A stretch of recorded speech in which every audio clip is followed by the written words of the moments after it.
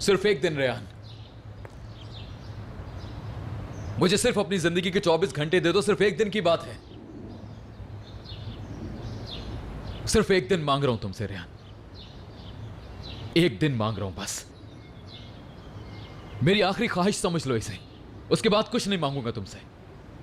अगर उसके बाद भी तुम्हारा ख्याल ना बदला तो मीरान असलान भी खुद को दुनिया से मिटा देगा।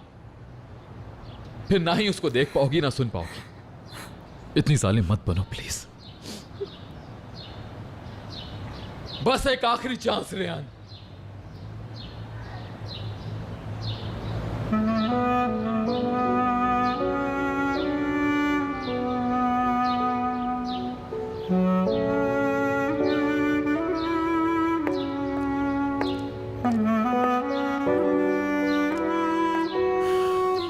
मैं वादा करता हूं, अगर इन 24 घंटों में तुम्हारा ख्याल ना बदला तो मैं फिर कभी तुम्हारे सामने नहीं आऊंगा।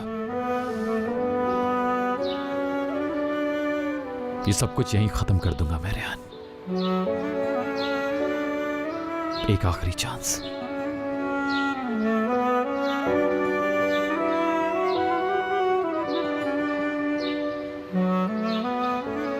तुम ऐसा क्या कर लोगे इन 24 घंटों में मीरान?